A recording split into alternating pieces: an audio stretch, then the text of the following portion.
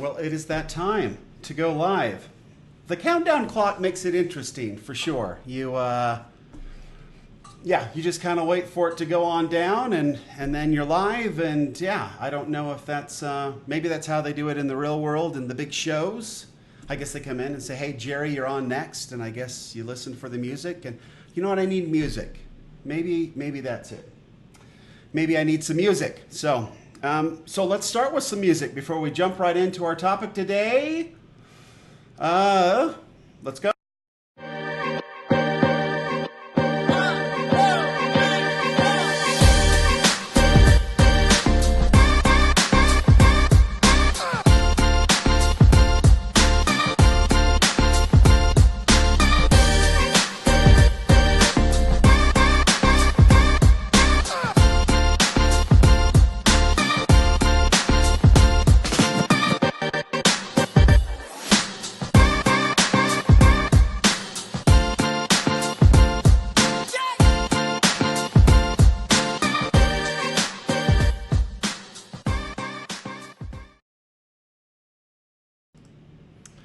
Thank you and welcome back to the Little Black Couch. Thanks for joining me today. You can see there on the screen, and again, it's very odd. I've put up this web camera and it's sort of, I used to speak just here, and now it's over here. But anyway, you can see there I've put on the Facebook Live secrets. My good buddy, Nick Fitzgerald, has launched his program. It's essentially the program that I think I was a bit of a guinea pig with. He came out here to the office and helped me set up and got me going with a lot of cool things that I use now that make me very comfortable, and it's much easier to go live now because of the systems and the techniques and all of that stuff that he taught me while I was here. So I definitely want to put that up there. I'm not an affiliate. I don't make any money. He's just a good dude with a great program, knows what he's doing, and he's helped me immensely. And so, boom. Take a look at that. Anybody who's looking to get better on lives. The reason that I think lives are pretty fascinating, again, I've been kind of an old school entrepreneur for a long time, and so we've done things very differently. And I really resisted this whole idea of publishing. I started doing a podcast back in October, but it was for golf, just because the thought of discussing entrepreneurship just seemed like, why would anybody care what I had to say? And but then I started a podcast. I did an interview with somebody who's pretty well known in this industry, Steve Larson, and wanted to get that out. And then wanted to figure out what's the way you get your message out there? How do you promote your stuff? How do you make a difference? And Nick was one who actually convinced me that Facebook Live was a good way to go. He's had great success in his own business and kind of laid it out for me and made it pretty clear. And I'm kind of an analytical guy. And so, yeah, it became pretty clear that this was a good way to go. So any of you out there who are trying to make this transition to how to become an online, how to actually get, business from being online, this is a good way to go. Facebook Lives. Another cool thing about it I noticed, so with podcasts, you write up the show and you get going, and I actually just produce mine myself. I use a program called Audacity. I've got a little system set up, and in fact, what we're going to do? Why don't we do this? I've got this over on this screen right here. I'm going to pull it over here, and why don't we do a little, really quickly, why don't we do a little life hack, if you will. So this is a little advice out there. So there are times in our lives when we just screw up, right? Where we just don't get the job done. And things just kind of go wrong. For example, you leave a room and you don't turn the light off, or you don't change the milk order, or whatever it is, right? If you do it 3 times, like I don't like lists. I can't stand lists. I don't like tasks lists. I don't like all of that. Yet they're just very helpful. So I have a rule in my own life that if I screw up 3 times on something, then I have to make a list. I have to create, it has to become part of my ritual. And I think I've shared with you in the past what my, like a morning hack ritual I've got, which is super helpful. I've also got one for through the day and at night when I get ready for bed. And even before I leave the house now, right? You have these rituals to make sure that you don't forget anything. Well, if I have something new in my life that I screw up 3 different times and it actually causes me some frustration, then I have to implement it in part of the ritual, which means I have to open up the ritual and start following a timeline to make it all happen. And so I have one of those for, let me see here. Actually, I don't want to share that one, right? Because so I almost blew it, but I didn't.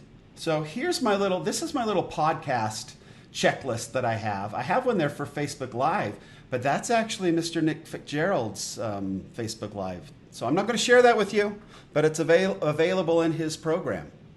So yeah, so that's a good system. So if you get into a place where, again, if you don't like lists like I do, and if you don't like to change your ritual, your routine, I don't like to change my routine. I like it the same way every single time. So it's really got to be something that ticks me off to put it into my routine. So there's a life hack for you.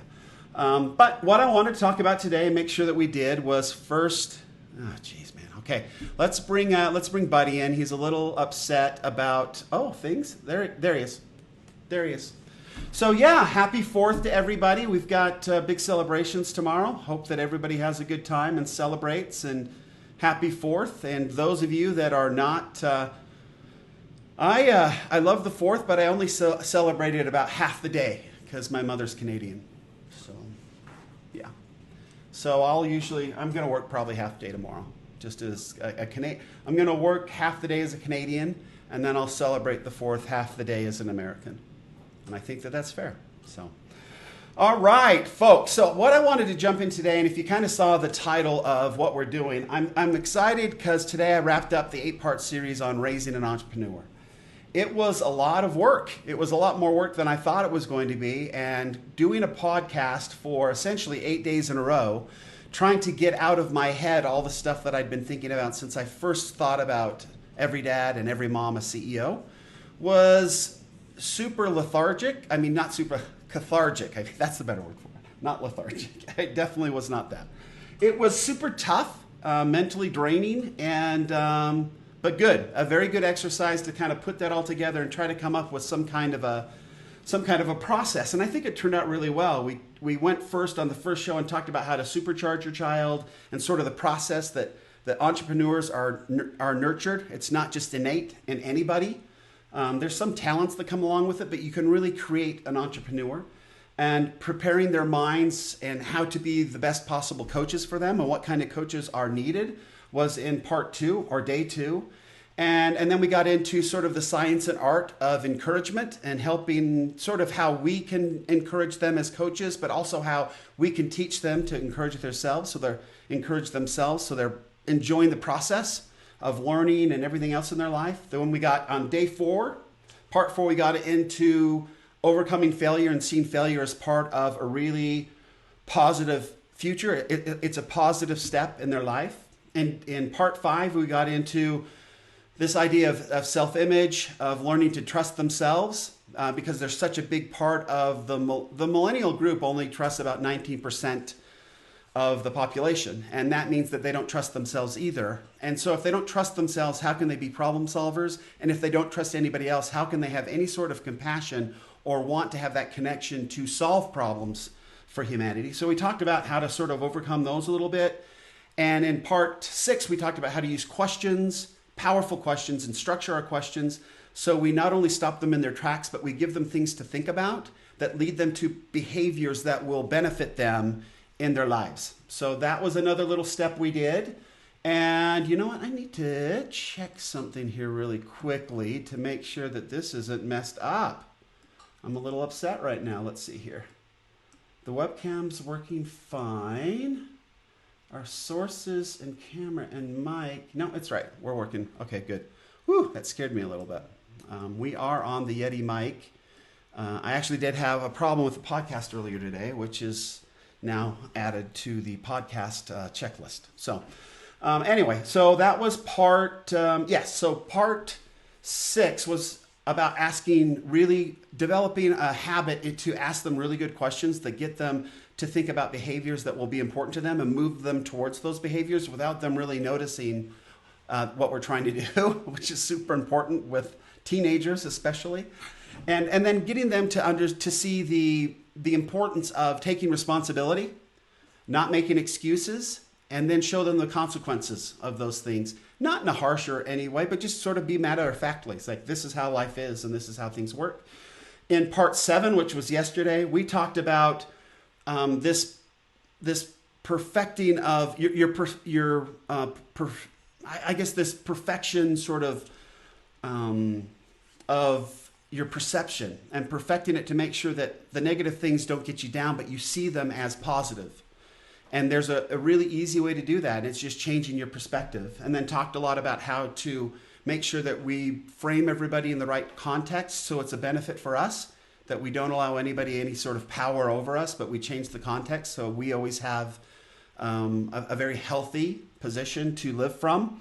As entrepreneurs, we need that in order to solve problems, in order to be compassionate to others. And then we also talked about the nonverbal cues and how important communication is, both vocal and verbal cues, and through nonverbal cues, facial expressions, body language, that kind of stuff, and how to practice that, which is totally fun with the kids. And then today kind of wrapped it all up with sort of the focus of this live as well, and that is making sure that we instill in ourselves, but also in those that we care about, those that we're raising, this idea that our value, what are we worth? And part of this comes from, I've seen a few things in my life that have been super upsetting. I was on a flight once from Atlanta to Los Angeles, and I happened to be a couple rows behind one of the Kardashian girls. I don't know which one. It was the nasty first one, whatever her name is. And everybody was like freaking out and, wanted pictures with her and all this stuff. And it just made me sick, frankly. It just absolutely turned my stomach because of what she represented. Now I realize where her, I don't know, that almost there was this sort of worship kind of thing around her, and yet her worth wasn't any different than anybody else. But it bothered me to see people falling all over themselves to have a picture or do anything with this person. And because I don't like what that means. I don't like what that does for one's self-image, especially in our children. And so one of the things that I think is super important for all of us to understand, and I believe that becomes even more important for entrepreneurs, is that to understand this concept that our worth is priceless, period. That there is no way to say, this person's worth more than this person or whatever. And yeah, you can look at their bank account, you can look at their talents, you can look at how awesome their hair is, how many degrees they have, whatever, and try to figure out, how do I fit in systematically in this hierarchy of whatever, this success hierarchy, and try to come up with something. Well, it's not accurate. I mean, your value is the exact same the day you die as the day you were born. And even before that, to some people, that value is priceless, and it's intrinsic, and it's built in. And that doesn't mean, obviously, for me, being raised as somebody who's religious, I believe that I'm a child of God. And so that's where my value comes from. And that's why everybody's the same. It's like, that's just it. But I've noticed that mindset is one that's super valuable as an entrepreneur. So when you go into a situation, say a negotiation, where you're trying to get a contract together, if you walk into the room knowing that nobody in here is worth more than me, it's a pretty comfortable discussion. There's nobody in here that is worth more than I am, and everybody's on the same level, and that's that. And that's sort of how life's been. And I've always had a super hard time. It didn't matter if we were in high school, when the cool kids were teasing the kids that weren't so cool. That bothered me, got me into some trouble sometimes. I've been a member of a few country clubs, and to see some of the members, because somehow or another, because they pay money, they can treat the employees there as less than themselves. That drives me crazy, and that's completely inaccurate and frankly evil. But it happens all the time. To see stars treated a different way than other people, that drives me crazy. I think that's evil and wrong. And Peter says in the Bible that God is no respecter of persons, and essentially says neither should we be. And again, it doesn't matter if you're religious or not. This is just a great way to live life.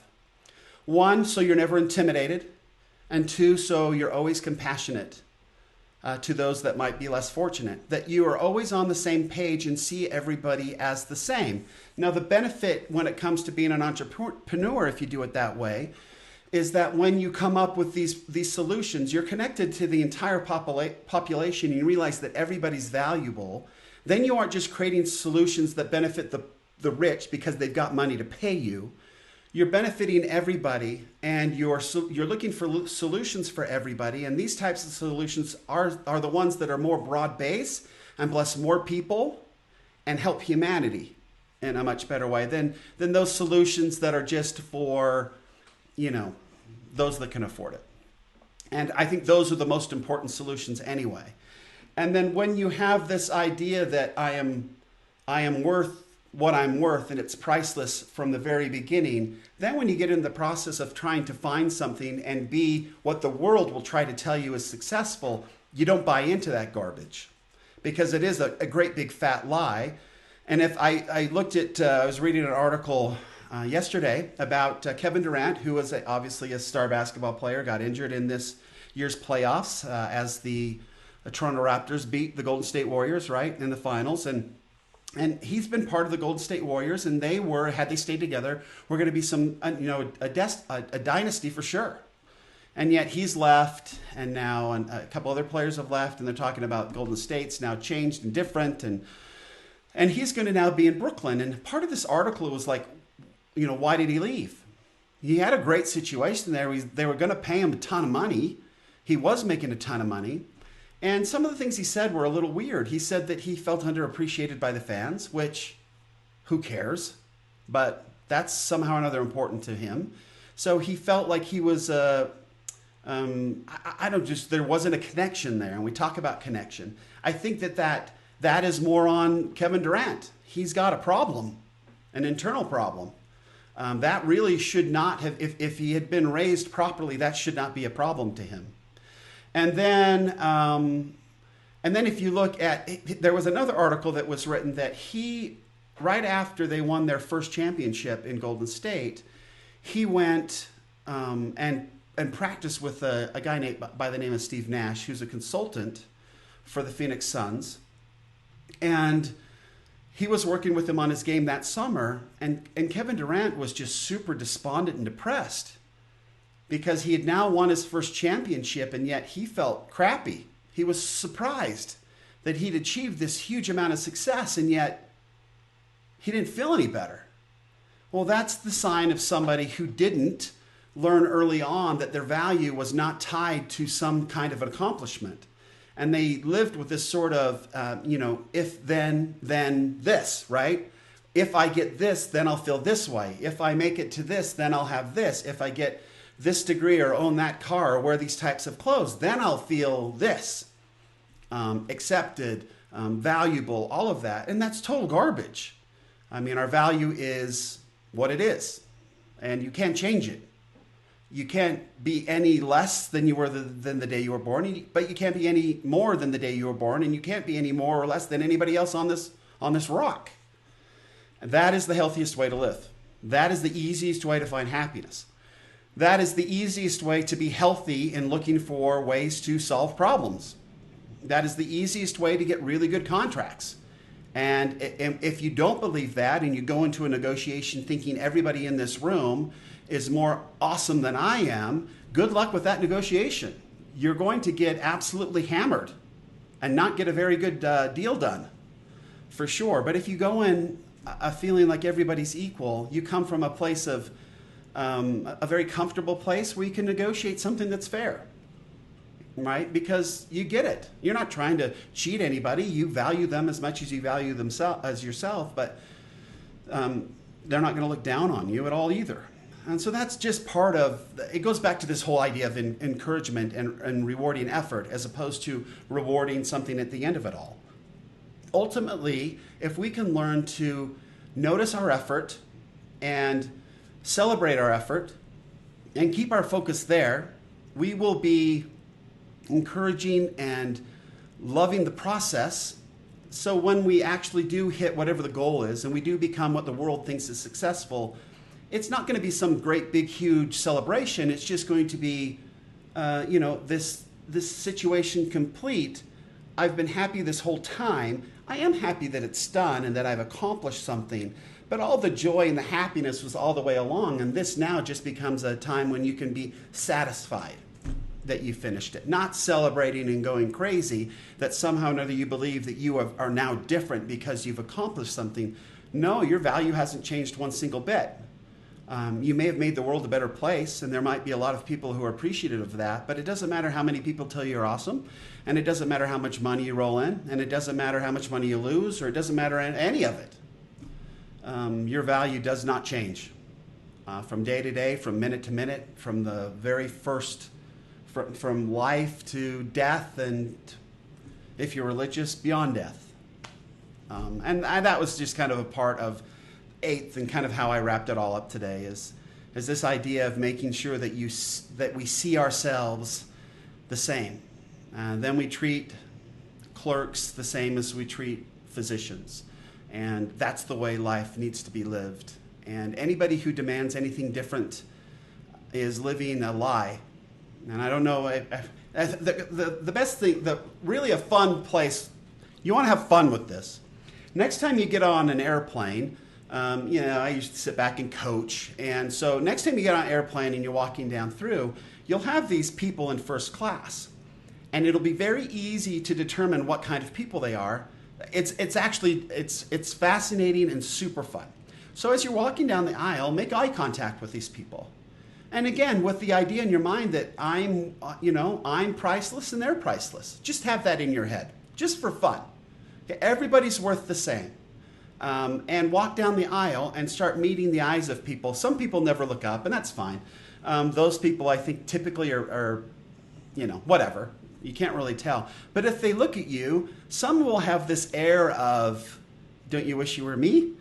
And if you sit there and you look at them with this thought in your mind, like, hey, he's valuable and I'm valuable, or she's valuable and I'm valuable, watch their facial expression change.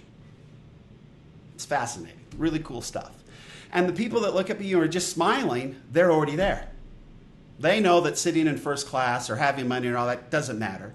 They figured it out. Now, those people are far fewer and far between than the ones that will get a kind of a look at you like, hey, do you think I'm awesome? And the answer is, yeah, but I think I'm awesome too. We're all the same amount of awesomeness.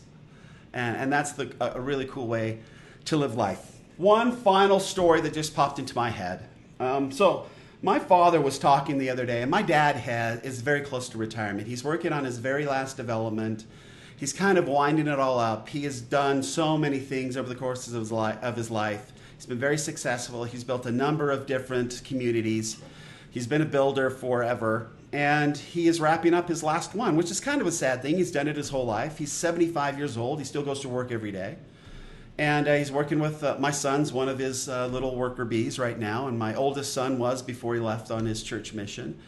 And but he was in here talking the other day, and we were discussing some stuff with, we had an attorney in talking about some things. And he was talking, he told this attorney, I've hiked the Grand Canyon rim to rim in one day 40 times.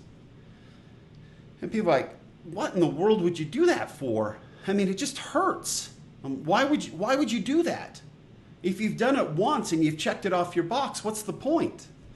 And I've actually thought about it before, but this just reminded me. And I've done it with my dad probably maybe a third of that, maybe a half, 10 to 20 times, somewhere in there. I've lost count. But essentially we either start on the north or the south. It just depends on the cars. And we usually start on one side of the rim, and you hike through. It takes about 11 hours. You hike out the other side, and then, if you come out the south side, we just bolt it home. And if you come out the north side, it's a little bit harder to get out, but you're way closer to home. And so there's always that sort of, who's going to do what. But the first few times I did it, it was just miserable.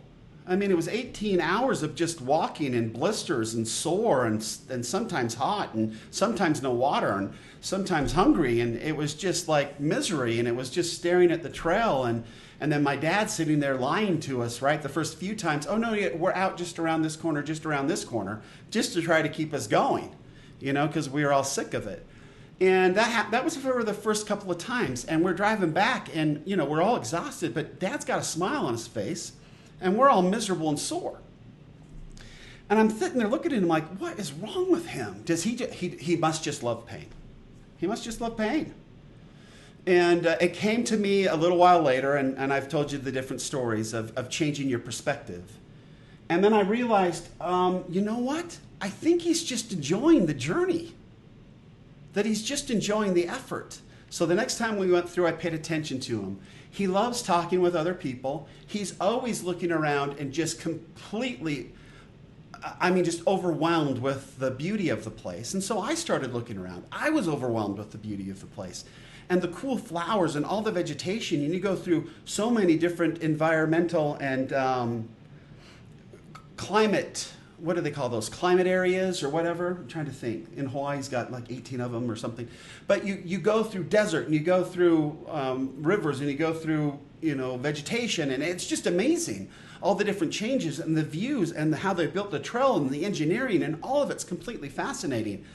And I realized going through that time, that was the most fun I had had going through the Grand Canyon ever. And I couldn't wait to go and do it again. And it does still hurt, and it is still as long as it ever was, and it's still as hot, and I still get thirsty and all those things.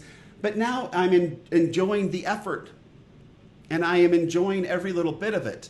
And I'm rewarding myself all the way through it with all the beauty and everything around. And that's what my dad had been doing this whole time. And once I grasped onto that, and now you can start sharing it with other people and laughing and having fun and just realizing that we can make this either an awesome experience or I can just worry about all my pains and my blisters and being thirsty and all of that and make this 11 miserable hours.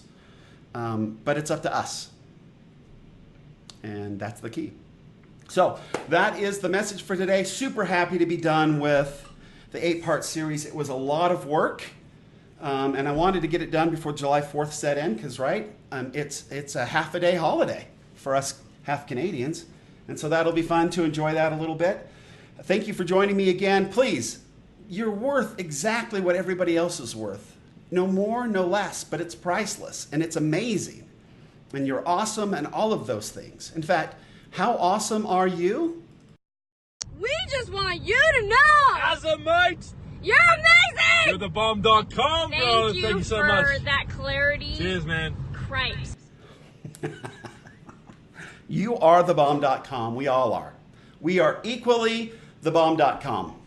And that's how we need to perceive life. It will make us more compassionate. It will make us more patient. It will make us more comfortable, less intimidated. It just makes life better. So have a happy 4th. Until next time, Aaron Stewart saying, do good and be well. Thanks.